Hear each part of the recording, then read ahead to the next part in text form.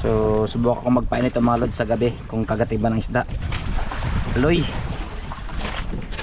pain ko lang pang gabi, pero slice lang, di buo. Tingnan natin kung may kagat.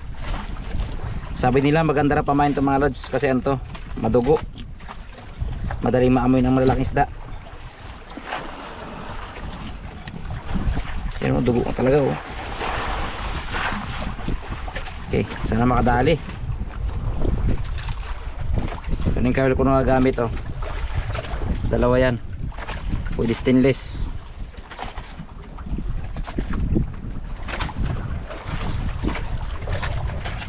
Piniyak lang yung ano isda, puro laman. Yan, sa pamain pala mukhang masarap na. Sabit natin yung pangalawang kawil para pag kinagat tatama rin pati pangalawang kawil. Kaya lang oh. Kain mo dyan.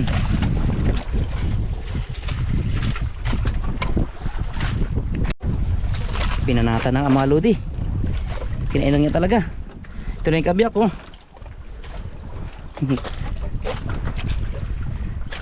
Kaya tingnan isda ito mga lods, kinainan niya talaga. Maganda nga talaga ipain yung ano. Uy, pulupot na yung ano ko ah. Stuck ito. Okay, tingnan natin. Uy, gingaw. O ito yung malapit mga lodi. Sabi ko pag ano, doble yung kawil. Oh, kinahain yung ano. Kadali ng gingaw.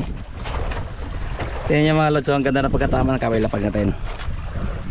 Oh, dalawa oh mga lodi.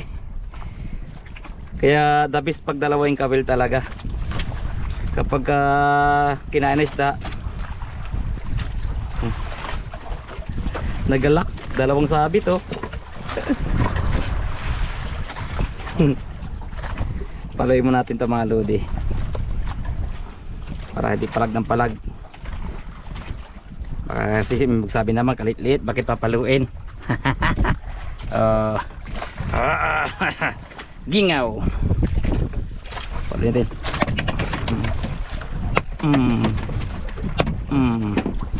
Kailangan mamatay siya para paglagay doon sa bangka di palag ng palag. Ganda ng pagkatama ng kawil mga rods. Kaya dabis talaga pag doble. Isa sa bunga, isa sa tiyan oh.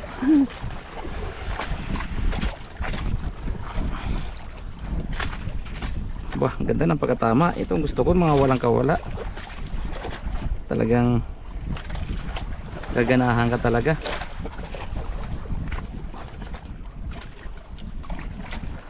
Yo no, you know. Score. Score tayo. Napagmati sa likod.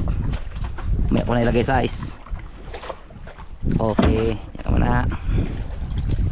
Pain ulit, pain.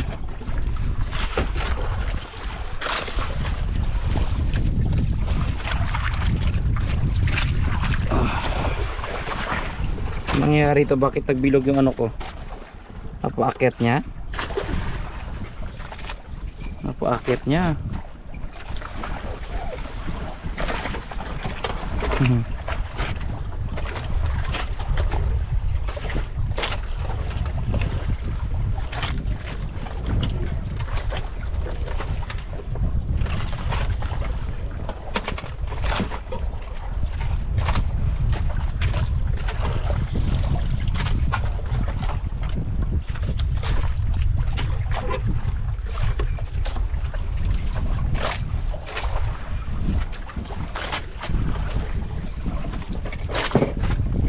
Ito naman kalahati, pain ko mga lods.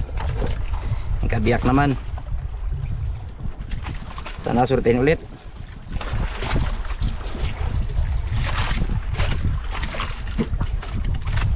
Ayan o, tinanggal ko lang yung buto. Iwan na yung buto. Kailangan puro laman lang para mas masarap. Masarap magkagat ng isda. So, balat yung naiwan sa kinain niya kanina o. Balat, pakain natin sa kailan dyan. Okay, flip. Sabitan ulit ang kabiyak ng aloy. Huli ko to kayo na. Manubi daw kayo na mga lods. Yun, oh.